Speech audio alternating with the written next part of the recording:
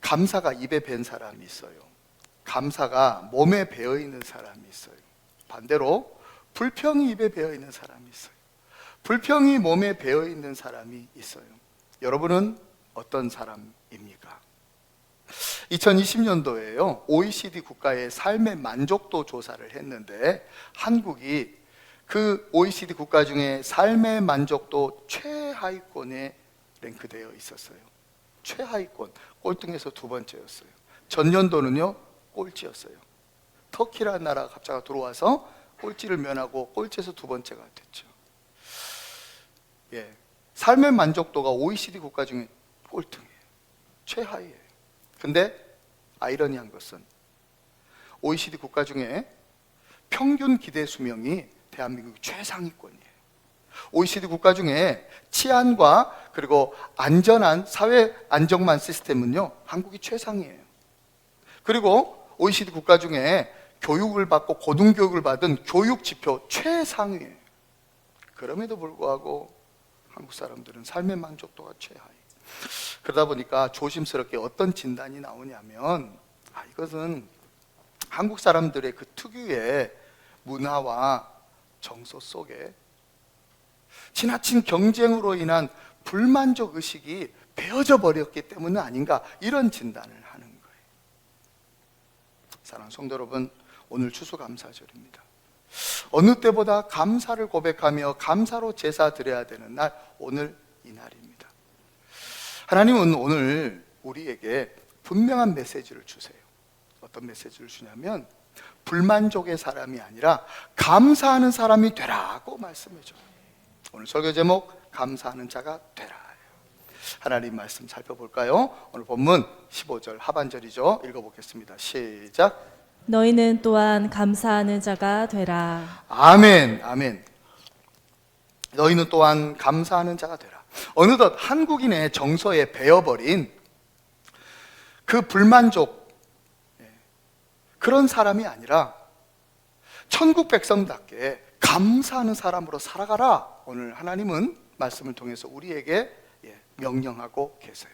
근데 여기서 감사하는 사람은요 한 번의 어떤 사건을 감사하고 어떤 상황을 한 번 감사하는 게 아니에요. 항상 감사로 반응하는 사람 되라, 이 말씀이에요. 여러분, 범사에 감사하라. 이것이 그리스도 예수 안에서 너희를 향하신 하나님의 뜻이니라고 했어요.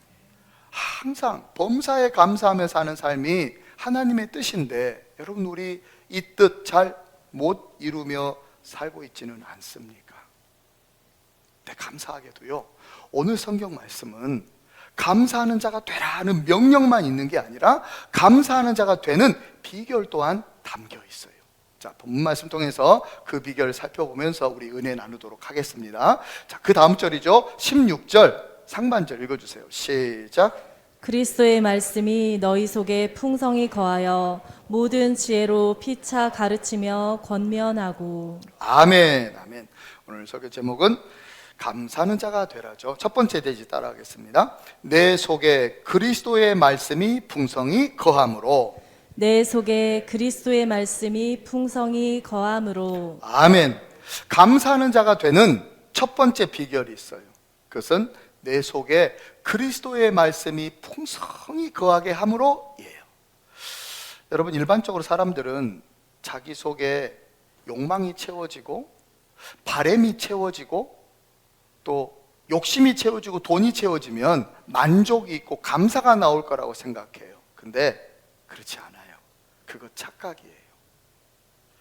욕심이나 쾌락이나 욕망이나 돈은요 채워지면 채워질수록 만족과 감사가 나오는 게 아니라 채워지면 채워질수록 욕심과 갈증만 더 나는 거예요. 채워지지가 않아요. 쾌락은, 욕망은, 돈은 채우면 채울수록 채워지지가 않아요. 계속 욕심나고요, 계속 갈증나고요. 그래서 막 허무하고 공허해지는 거예요. 감사와 만족이 아닌 욕심과 갈증만, 공허와 허무만 더해지게 되어 있어요. 그래서 일찍이 철학자 세네카가 이런 말을 했어요. 한번 들어보십시오. 돈은 아직까지 그 어느 누구도 진정한 부자로 만들지 못했다. 저는 이 말에 동의합니다. 진정한 부요함은요, 진정한 풍성함은 내 속에 돈을 채울 때, 내 속에 욕심을 채울 때 주어지는 게 아니에요. 내 속에 그리스도의 말씀으로 채워질 때 진정한 부요함과 풍성함이 넘치게 되는 줄로 믿습니다. 만족이 넘치고 감사가 넘치게 되는 줄로 믿습니다. 그래서 우리 삶에 감사가 사라진 것은요, 뭐가 안 채워지고 돈이 없고 뭐가 안 이루어져서가 아니에요. 하나님의 말씀이 충만하지 못하면 감사가 안 나오는 거예요. 그래야 주의 말씀이 내 안에 충만해지면 감사가 흘러 넘치게 될 줄로 믿습니다. 어떻게 해야 내 안에 그리스도의 말씀으로 충만하게 채워질 수 있을까요? 어느 성경에 보면요, 그 좋은 방법 하나를 알려줘요. 본문에 뭐라고 되어 있냐면, 모든 지혜로 피차 가르치며 권면하라 하고 되어 있어요. 피차 가르치며 권면하래요. 서로가 하나님의 말씀을 가르침과 배움으로 주고받으라, 그런 말씀이에요. 이렇게 권면하라 이거예요. 두 번째는요, 그 다음 절입니다. 우리 본문 16절 하반절입니다. 시작. 시와 찬송과 신령한 노래를 부르며 감사하는 마음으로 하나님을 찬양하고. 아멘. 감사하는 자가 되라. 두 번째 되시다라 합니다. 감사와 찬양의 마음으로. 감사와 찬양의 마음으로. 감사하는 자가 되는 두 번째 비결은요, 우리의 마음이 감사의 마음, 찬양의 마음이 되면 돼요. 쉽게 좀 설명드리면, 우리의 마음이 감사의 마음, 찬양의 마음이 되도록 우리의 마음의 밭을 가꿔야 한다, 이 말인 거예요. 여러분, 예수님은요, 씨 뿌리는 자의 비유를 통해서 하나님의 말씀은 씨앗이다, 씨라는 말을 알려주세요. 성경 보겠습니다. 씨 뿌리는 자의 비유는 공간복음에 다 나와 있는데 누가복음을 좀 살펴볼게요. 누가복음 8장 11절 시작. 이 비유는 이러하니라. 씨는 하나님의 말씀이요. 아멘. 예수님이 설명해 주셨어요. 씨는 하나님의 말씀이라고. 그러니까 하나님의 말씀은요, 씨예요, 씨앗이에요. 우리가 일대지 때 결단했어요. 하나님의 말씀으로, 그리스도의 말씀으로 내 안에 충만하게 채우기를 원한다고. 그때의 말씀은 뭘까요? 씨앗이에요. 그러면 말씀이 씨앗인데, 이 말씀이라는 씨앗이 내 속에 채워져야 되는, 내 속 어디에 채워질까요? 내 씨앗이기 때문에 내 속 어디에 심기어질까요? 어딜까요? 자, 누가복음 8장 그 다음 절 12절입니다. 시작. 길가에 있다는 것은 말씀을 들은 자니 이에 마귀가 가서 그들이 믿어 구원을 얻지 못하게 하려고 말씀을 그 마음에서 빼앗는 것이요. 말씀을 그 마음에서 빼앗는 것이요. 여기서 우리가 알 수 있죠. 마귀는요, 말씀을 빼앗는 자인데 어디서 빼앗냐면 우리의 마음에서 빼앗는데요. 아, 말씀의 씨앗은 우리의 마음에 심겨지는구나. 말씀의 씨앗은 우리의 마음속에 채워지는구나 알 수 있죠. 마귀는 마음속에 심겨지고 마음속에 채워진 그 씨앗들을 뽑아가는 자라고 예수님 말씀했어요. 그렇다면 말씀의 씨앗은 내 속에, 즉 내 마음에, 내 하트에 채워지고 심겨지는데, 그렇다면 내 마음 어떤 마음이 돼야 될까요? 좋은 마음이 돼야 되겠죠. 좋은 땅, 좋은 밭이 돼야겠죠. 그래야 말씀의 씨앗이 잘 심겨지지 않겠습니까? 자, 성경 마저 볼까요? 8장 15절도 보겠습니다. 시작. 좋은 땅에 있다는 것은 착하고 좋은 마음으로 말씀을 듣고 지키어 인내로 결신하는 자니라. 아멘. 좋은 땅은요, 좋은 마음이래요. 좋은 마음이 좋은 땅, 좋은 밭, 좋은 정원과도 같은 거예요. 그래서 말씀의 씨앗이 잘 심겨지고 잘 자라게 되는 거죠. 그래서 30배, 60배, 100배로 결실 맺게 되어지는 거죠. 근데 마음의 밭이, 마음의 정원이, 마음이라는 이 땅이 굳어있고 딱딱하고 그리고 돌밭이고 아예 글러먹어 있으면 아무리 좋은 말씀이 선포되고 아무리 좋은 말씀으로 채우려고 해도 안 채워지는 거예요. 채우려고 해도 어떤 열매도 어떤 결실도 어떤 감사도 고백되지 않는 거예요. 그래서 말씀으로 채우는 것도 참 중요하지만 내 마음이 좋은 마음이 되고 내 마음이 좋은 밭이 되고 내 마음이 좋은 땅이 되는, 좋은 정원이 되는 마음을 가꾸는 지혜가 있어야 할 줄로 믿습니다.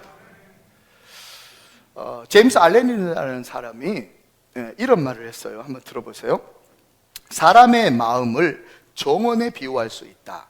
제대로 경작할 수도 있고 멋대로 내버려 둘 수도 있다. 그러나 경작하든 내버려 두든 반드시 뭔가가 자라게 되어 있고 실제로 그렇게 된다.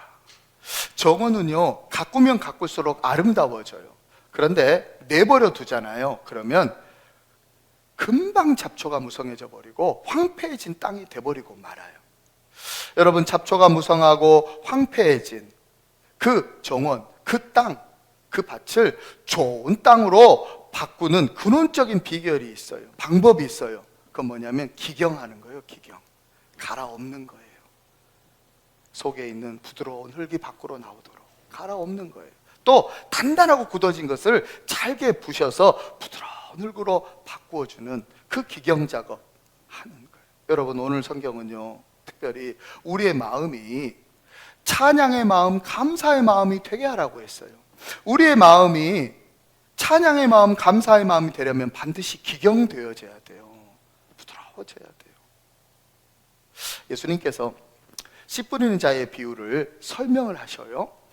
모든 비유는, 대부분의 비유는 예수님 비유로만 말하고 끝내는데 좀 어려운 비유, 특별한 비유는 설명까지 해줘요. 그 이제 씨 뿌리는 자의 비유는 해설을 해주는 비유 중 하나거든요. 아마 유일하지 않나 생각이 드는데 해석을 예수님이 해주셔요. 공간복음은 쫙 나오는데 방금 누가복음을 살폈는데요, 마태복음에서도 이 씨 뿌린 자의 비유에 대해서 해설을 해줘요. 근데 그 해설 중에 매우 특별한 해설이 하나 있었어요. 이사야 선지자의 예언을 갖다가 표현하시면서 사용하시면서 해설을 해줬어요. 그게 마태복음에 나오는데, 여러분 마태복음 13장 15절 말씀 시작.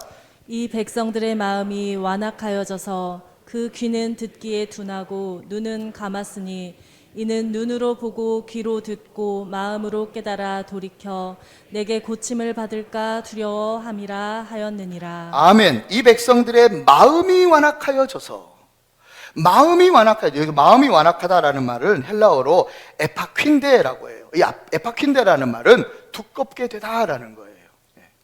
두껍게 되다. 영어로 callous라고 해요. 그렇죠? 단단해지고 무뎌져 있는 걸 말해요. 마음이 두꺼워지고 단단해지고 무뎌져 있고 딱딱해져 있다는 거, 이 마음의 완악함을 예수님이 경계한 거예요. 마음이 완악해지면 안 돼요. 말씀의 씨앗이 들어가려면 절대로 마음이 완악하면 안 돼요. 딱딱하고 굳어 있으면 안 되는 거예요. 마음이 부드러워져야 돼요. 딱딱하고 굳어 있는 이 마음, 황폐해져 버린 이 마음은 아무리 말씀이 들어가도 어떤 감격도 없고 어떤 감동도 없고 어떤 감사도 없고 어떤 찬양도 없어요. 마음이 부드러워지지 않고 딱딱하고 단단해지면 그런 거예요. 그렇다면 우리의 마음 상태를 어떻게 해야 부드럽게 할 수 있을까요? 성경에요, 답이 있어요. 에스겔서를 볼게요. 에스겔서 우리 36장 26절 시작. 또 새 영을 너희 속에 두고 새 마음을 너희에게 주되 너희 육신에서 굳은 마음을 제거하고 부드러운 마음을 줄 것이며. 아멘, 아멘. 또 새 영을 너희에게 주고. 여러분, 성령이 우리 가운데 거하면요, 우리의 영이 새로워지고요, 우리가 새 마음이 되어지고요, 단단하게 굳어진 마음이 부드러운 마음이 되게 할 줄로 믿습니다. 성령은 그 역사를 하시는 거예요. 우리 안에 성령께서 하시는 일이 우리에게 새 영이 되게 하고 새 마음 되게 하고 단단하고 굳어진 우리의 마음을 부드럽게 하는 역사를 성령이 하시는 줄로 믿습니다. 마음의 정원을 잘 가꾸는 최선의 방법이 있어요. 그것은 마음의 정원에 최고의 정원사를 두면 돼요. 성령은 마음의 정원을 가꾸어내는 최고의 정원사예요. 마음의 밭을 갈아엎어주고요, 마음의 밭을, 단단한 밭을 부드럽게 해주고요, 그래서 그 마음의 밭에 씨앗이 잘 심겨지고 잘 자라나게 해주고요, 그래서 감사가 나오고 감격이 나오고 감동이 나오고 찬송이 나오게 하는 성령의 역사가 있는 줄로 믿습니다. 사랑하는 성도 여러분, 여러분의 심령에 성령으로 충만하시기를 축원합니다. 성령께서 이끄시는 대로 순종하시기를 바랍니다. 성령께서 내 마음에 감동 주시고 감격 주시고 감사가 나오게 하고 찬송이 나오게 하는 성령으로 충만한 사람, 성령의 이끌림과 성령의 역사에 늘 순종하는 사람들, 그래서 감사하는 사람들, 저함들 되시기를 축원합니다. 세 번째는 우리 본문 17절 말씀입니다. 읽어주세요. 시작. 또 무엇을 하든지 말에나 일에나 다 주 예수의 이름으로 하고 그를 힘입어 하나님 아버지께 감사하라. 아멘. 감사하는 자가 되라. 세 번째 대지 따라합니다. 주 예수의 이름으로. 주 예수의 이름으로. 아멘. 감사하는 사람이 되는 세 번째 비결은 주 예수의 이름으로입니다. 오늘 성경은 우리에게 명령합니다. 무엇을 하든지 말에나 일에나 다 주 예수의 이름으로 하라고 명령해요. 예수의 이름으로 하라는 말은 예수의 이름을 사용하라는 말과 같아요. 왜 우리는 예수의 이름을 사용할 수 있을까요? 하나님이 주셨기 때문에 그래요. 천하 사람에게 구원을 받을 만한 이름을, 다른 이름을 주신 일이 없지만 예수 그리스도 그 이름은 주신 줄로 믿습니다. 우리에게 주셨기 때문에 우리가 사용해야 하는 거예요. 여러분, 이름은 참 중요해요. 이름은 그 사람의 정체를 나타내요. 여러분, 누군가가 당신 누굽니까? 라고 물어볼 때 어르신들이 나한테 너 누구니? 물어보면 저 청일입니다. 네가 청일이구나. 이름은요, 자신을 나타내는 가장 정확한 표현이에요. 그래서 성경에도요, 이름을 매우 중시해요. 그리고 그 이름은 그 사람의 정체성을 나타내요. 이름이 바뀌잖아요. 정체성도 바뀌어요. 하나님이 아브라함의 이름을 바꿔주죠. 아브라함으로. 그랬더니 정체성도 바뀌어요. 아브라함은 그냥 아버지였다면 아브라함은요, 열국의 아버지로 그의 정체성이 바뀌는 거예요. 사례를 사라라고 바꿔줘요. 이름을 바꿔줬거든요. 그의 정체성도 바뀌죠. 그녀가 그냥 엄마가 아니라 이제는 열국의 어머니가 돼버리는 거예요. 하나님이요, 야곱의 이름도 바꿔줘요. 야곱의 이름을 이스라엘로 바꿔줍니다. 야곱이는요, 비겁자였어요. 형의 발목 잡고 태어난 아들. 그래서 야곱이었어요. 비겁하고 누구 발목이나 잡았던 야곱인데 하나님 이름을 바꿔줘요. 이스라엘로. 이스라엘은요, 하나님과 겨루어 이긴 자라는 뜻이에요. 하나님과 함께하고 하나님과 세상과 씨름하는 자가 아니라 하나님과 씨름하는 자. 그의 정체성이 바뀐 게 이름이 바뀌어서 그의 정체성이 바뀌어요. 신약에서 예수님은 베드로의 이름을 바꿔주잖아요. 베드로 원래 이름은 베드로가 아니었어요. 시몬이었어요. 근데 그 시몬이의 이름을 예수님이 바꿔줘요. 페트라로 바꿔줘요. 베드로. 이 베드로, 게바, 페트라라는 말은 반석 이라는 뜻이에요. 이 반석 위에 내 교회를 세우리니 음부의 권세가 이기지 못하리라. 예수님의 교회를 세워가야 할 사도의 역할을 감당해야 되기 때문에 그의 이름을 바꿔주고 그의 정체성을 바꿔줬어요. 예수님은요, 하나님은요, 사람의 이름을 바꿔주시고 그의 삶의 정체성을 더 나은 삶의 정체성으로 더 위대한 삶을 살게 하시는 분인 줄로 믿습니다. 그런데 왜 아브라함은 이름 바꿔주고 사라도 이름 바꿔주시고 야곱도 이스라엘로 바꿔주시고 그리고 시몬도 베드로로 이름 바꿔줬는데 왜 우리의 이름을 안 바꿔주는 걸까요? 왜 우리 이름 바꿔줘서 더 나은 삶의 공동체, 더 나은 삶의 정체성을 이루며 살도록 왜 이름 안 바꿔주는 걸까? 이유가 있어요. 우리의 이름 바꿔주지 않은 이유는 모든 이름 위에 뛰어난 이름, 가장 아름다운 이름 예수 그리스도를 이미 우리에게 주셨기 때문에 그래요. 우리의 이름을 바꿔주는 게 아니라 아예 그 놀라운 이름, 더 이상의 이름이 없는 최고의 이름을 우리에게 줘버리셨기 때문이에요. 생명의 이름, 구원의 이름, 기적의 이름, 능력의 이름, 예수 그리스도, 주 예수 그리스도 그 이름이 우리에게 주어진 줄로 믿습니다. 왜 주셨을까요? 품으라고, 간직하라고? 아니요, 사용하라고 주신 거예요. 사용하라고. 예수의 이름을 사용해야 돼요. 말이나 일이나 모든 일에 주 예수의 이름으로 하고 하나님 아버지께 감사하라고 주신 줄로 믿습니다. 오늘 성경이 그것을 말씀하는 거예요. 사랑하는 성도 여러분, 우리에게 주신 이름 예수 그리스도, 그 이름 품고만 살지 말고 사용하시기를 축원합니다. 주의 이름을 부르면 구원을 받습니다. 성경 볼까요? 로마서 10장 13절 시작. 누구든지 주의 이름을 부르는 자는 구원을 받으리라. 아멘, 아멘. 예수님의 이름을 선포하면 기적이 일어납니다. 사도행전 3장 6절 시작. 베드로가 이르되 은과 금은 내게 없거니와 내게 있는 이것을 내게 주노니 나사렛 예수 그리스도의 이름으로 일어나 걸으라 하고. 아멘, 아멘. 예수의 이름을 외치면 표적이 따를 줄로 믿습니다. 마가복음 16장 17절. 믿는 자들에게는 이런 표적이 따르리니 곧 그들이 내 이름으로 귀신을 쫓아내며 새 방언을 말하며. 아멘, 아멘. 예수의 이름으로 모이면 주님이 함께 계셔 주시는 줄로 믿습니다. 마태복음 18장 20절. 두세 사람이 내 이름으로 모인 곳에는 나도 그들 중에 있느니라. 아멘, 아멘. 예수의 이름으로 기도하면 응답하여 주실 줄로 믿습니다. 요한복음 14장 14절. 내 이름으로 무엇이든지 내게 구하면 내가 행하리라. 아멘, 아멘, 아멘, 아멘. 사랑하는 성도 여러분, 사랑하는 성도 여러분, 사랑하는 성도 여러분.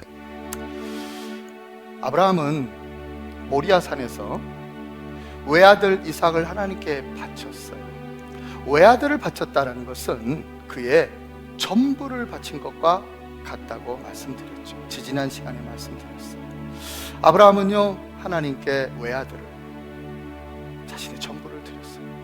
마찬가지로 하나님도 당신의 외아들 독생자 예수 그리스도를 이 땅에 주셨는데 당신의 전부를 주신 줄로 믿습니다. 독생자 예수 그리스도를 주셨다는 것은요, 하나님이 일부를 준 게 아니에요. 전부를 준 거예요. 하나님 자신이 이 땅에 오신 거예요. 하나님은 우리에게 전부를 주신 거예요. 마찬가지로 예수님도 이 땅에 거하시면서 제자들에게 그리하셨어요. 사실 예수님은 제자들에게 어떤 재산도, 어떤 건물도, 어떤 소유도 주지 않았어요. 근데 주신 게 있어요. 뭘 줬냐면 당신의 이름을 주셨어요. 나사렛 예수 그리스도 이름을 주셨어요. 베드로와 요한이요, 성전 민무에 앉아있는 거린을 향해서 그가 이렇게 표현을 하죠. 은과 금은 내게 없거니와. 은이나 금이나 돈은 예수님께 받은 적이 없어요. 근데 받은 게 있대요. 뭘 받았냐면 내게 있는 것으로 내게 주노니 나사렛 예수 그리스도의 이름으로 일어나 걸으라 했던 거예요. 예수 그리스도 이름을 그에게 주셨고, 그래서 그 이름을 사용했더니 안진뱅이가 일어나는 기적이 일어난 줄로 믿습니다. 여러분, 예수님이 이름을 줬다라는 것은 아무것도 안 준 게 아니라 당신의 전부를 주신 거예요. 이름은요, 자신을 나타내는 총체예요. 이름을 줬다라는 것은, 이름을 마음껏 사용하러 줬다는 것은 자기 자신의 전부를 준 거예요. 예수님은 제자들에게 아무것도 안 준 게 아니라 예수님은 제자들에게 모든 것을 주신 거예요. 하나님이 모든 것 이 땅 가운데 주신 것처럼 예수님도 이 땅에 남아있는 제자들에게 이름을 주시면서 당신의 모든 것을 주셨어요. 그 이름을 인하여 우리는 감사할 수밖에 없는 사람들인 줄로 믿습니다. 예수 그리스도 그 이름을 우리에게 주셨어요. 우리에게 주신 이름, 생명의 이름, 구원의 이름, 기적의 이름, 모든 이름 위에 뛰어난 이름, 가장 아름다운 이름, 그 예수 그리스도 이름 우리에게 주셨어요. 그 이름 마음껏 사용하라고, 그 이름을 부르면 구원받는다고, 그 이름으로 기도하면 응답받는다고, 그 이름으로 귀신을 쫓아내면 귀신들이 벌벌 떨고 나간다고, 그 이름에 권세가 있다고, 그 이름에 능력이 있다고, 예수 그리스도 그 이름을 주셨어요. 당신의 전부를 주셨어요. 예수 그리스도 그 이름을 인하여 우리는 감사할 수밖에 없어요. 사랑하는 성도 여러분, 오늘 추수감사절에 가장 큰 감사를 하나님께 감사해야 되는 이날에, 여러분 중에 내가 가진 것 없다고, 하나님께 받은 것 없다고, 1년 내내 고생만 하고, 내가 원하고 바라는 건 아무것도 이루어지지 않았다고, 내가 바라는 건 아무것도 이루어지지 않았는데 내가 뭘 감사할 수 있겠냐고, 그런 분들 계십니까? 내가 바라는 것이 채워질 때 감사가 나오는 것 같아요. 내가 바라는 것 채워질 때 감사가 나오는 거 아니에요. 주의 말씀이 채워질 때 감사가 나오는 거예요. 사랑하는 여러분, 예수님이 아무것도 안 준 것 같아요? 하나님이 내 인생에 아무것도 안 준 것 같아요? 아니요. 하나님은 전부를 주시는 분이에요. 모든 것 아낌없이 주시는 분이에요. 예수 그리스도가 제자들에게 어떤 건물도, 어떤 재산도, 어떤 돈도 안 줬지만 당신의 전부를 주셨어요. 나사렛 예수 그리스도 그 이름을 주셨다고요. 마음껏 사용하라고. 성도 여러분, 그 이름 우리에게 주었다는 거 기억하시면서 그 이름에 감사하며 그 이름을 사용하면서 감사로 살아가는 저 여러분, 이 추수감사절 이렇게 감사하는 저 여러분들 다 되시기를 예수님의 이름으로 축원드립니다.